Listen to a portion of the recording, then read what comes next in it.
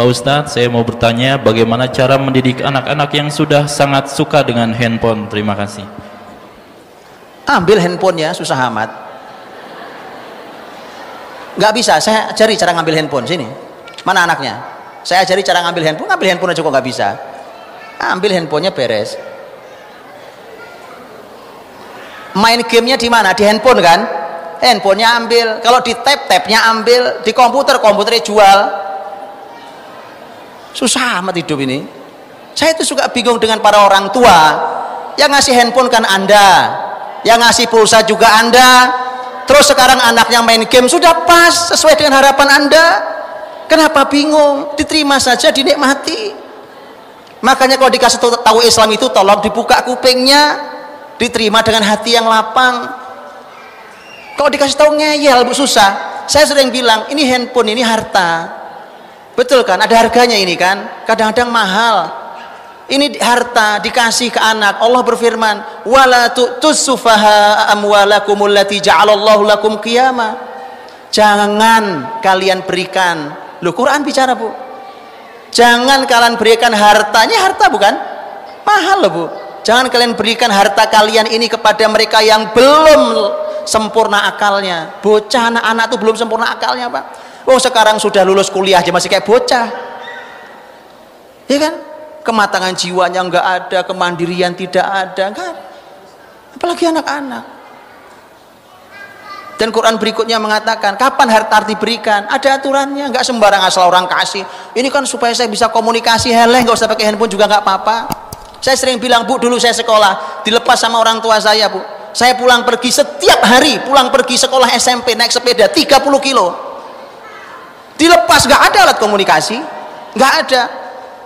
Pulang alhamdulillah, nggak pulang ya kita cari di mana nggak tahu. Itu biasa aja tuh.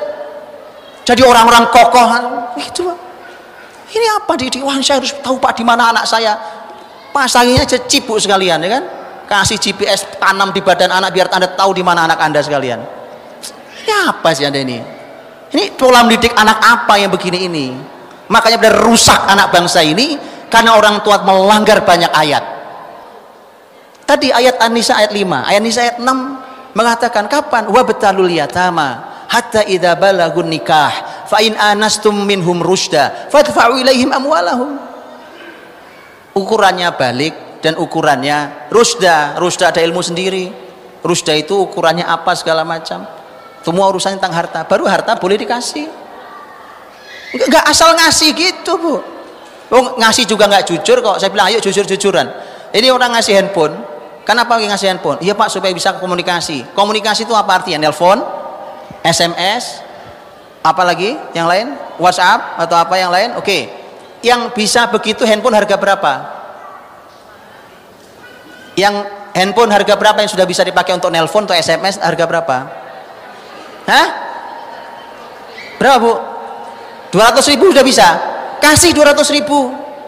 Apa mau anak Anda? Berarti memang Anda tidak jujur, bukan untuk komunikasi berarti. Wah, harus smartphone supaya bisa main game, kalau perlu game online. Ya rusak, kok Anda yang ngasih kok. Ya wajar lah. Sudah diterima saja. Diterima, dinikmati, anak rusak itu. Ya sudah terima, dinikmati. Ya selamat. Bu. Iya. Kenapa saya katakan ini? Tobat dulu orang tuanya. Jangan anaknya diubek-ubek terus. Anak ini rusak gara-gara Anda. Anda tobat dulu suami istri. Jadi orang soleh dulu orang tuanya. Tobat dulu, ya Allah, tobat. Sujud nangis di hadapan Allah. Salah saya didik nih ya Allah. Gitu dulu. Bukan anak ini gimana caranya supaya anak. Anda dulu yang menjadi, karena sumber masalahnya di Anda. Tobat dulu pada Allah. Ya ayyuhalladzina amanu tubu ilallahi taubatan nasuha asa rabbukum ayyukaffiru ankum sayyiatikum wa yudkhilakum jannatin tajri min tahtihal anhar. Karena kalau sudah taubat Allah ampuni, Allah tutupi masa lalunya, bahkan Allah izinkan masuk surga. Untuk menyelesaikan anak yang kecanduan lebih mudah, Bu. Tapi orang tuanya sadar dulu kalau Anda yang salah. Karena orang tuanya banyak yang tidak sadar kalau dia salah, sehingga selalu anak yang diuber-uber. Kalau orang tuanya sadar salah, tobat dulu dia, maka itu membuka jalan luar biasa. Anda praktekkan kalimat saya ini, insya Allah begitu mudahnya proses berikutnya. Baru proses berikutnya teknis, Bu. Teknisnya, jangan ngomong teknis lah. Kesalahan kita didik anak belajar tentang parenting hari ini selalu bicara teknis. Teknisnya gimana, tekniknya gimana, tipsnya gimana, triknya bagaimana. Itu penting, tapi lihat, ada yang jauh lebih penting daripada itu. Kan ini kecintaan, kecanduan kan? Cintaan pada main game tadi itu ya, makanya dimulailah dari situ, baru kemudian tipsnya. Sudah saya sering sampaikan, gampang. Sekarang dari suami dan istri ini nasihat tentu terus jalan, nasihat terus jalan, tapi saya bilang dari suami dan istri, siapa di antara bapak ibu suami istri yang dikagumi oleh anak-anak, maka dialah yang mencabut handphonenya. Kenapa? Rasul Shallallahu Alaihi Wasallam itu jewer sahabat, Bu, mukul. Nabi mukul loh. Nabi mukul apa enggak mukul? Nabi pernah mukul apa enggak mukul? Ayo, yang bilang Nabi enggak pernah mukul angkat tangan. Anda sering dengar toh? Siapa yang ngajari? Nabi enggak pernah mukul. Nabi pernah mukul. Betul apa enggak? Nabi pernah mukul apa enggak? Atau enggak tahu? Makanya kalau enggak tahu enggak usah bicara. Saya sampaikan sekarang, Nabi pernah mukul sahabatnya, pakai tongkat dipukul perutnya, sampai Nabi mengatakan suatu hari saat Nabi sudah di akhir hidupnya, kata Nabi, siapa yang pernah aku sakiti maka silahkan balas.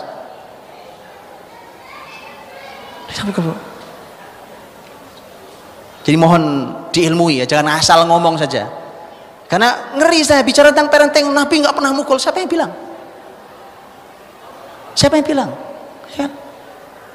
Atau mau saya sampaikan lagi yang lain? Makanya sahabat itu, saya Rasulullah, saya yang pernah kau sakiti, kau pernah pukul perutku. Kata Nabi, pukul perutku sekarang.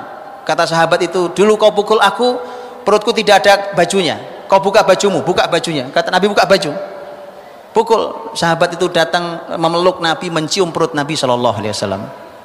Kata Nabi, kenapa kau lakukan itu? Sahabat menjawab, karena aku mendengar bahwa kulit yang pernah bersentuhan dengan kulitmu tak akan pernah disentuh api neraka. Sahabat yang dicewer, sahabat yang dipukul, tidak ada yang benci Rasul Sallallahu Alaihi Wasallam. Kenapa? Karena mereka mencintai dan mengagumi Rasul. Maka tadi saya bilang, kalau ada bapak dan ibu, mana yang dikagumi, mana yang dicintai, dia yang nyabut handphonenya. Ya, resep Nabi ya. Kalau memang kalau nggak ada solusi, oh nggak bisa, belum bisa, cabut handphonenya, cabut fasilitasnya. Oh Pak, dia main di luar sana sama teman-temannya, begini Bu. Begini, ada orang aneh juga cara ngajari cara berkeluarga nih. Saya dengar, lihat ya, sampai pada yang bilang gini, kan gini Pak, daripada anak-anak di luar, mendingan di rumah kita bisa awasi. Betul begitu? Itu teorinya siapa itu? Itu orang bikin teori kok yang nggak takut sama Allah. Subhanallah. Sekarang gini Bu, sekarang gini ya. Toh Anda mengeluh toh tentang handphone dan tentang game, betul kan? Toh Anda mengeluh. Kalau kebaikan kenapa ngeluh? Baik apa nggak baik? Baik apa nggak baik? Ya, kalau baik selesai. Dari tadi saya ngomong apa? Saya ngomong tadi. Baik atau nggak baik handphone? Game? Oh baik. Oh kok masih bingung jawabnya? Saya tahu wajah-wajah yang ragu karena suka main game. Memang kita belum sepakat Bu, mana yang baik mana yang nggak baik. Gimana anak mau dididik, itu masalahnya.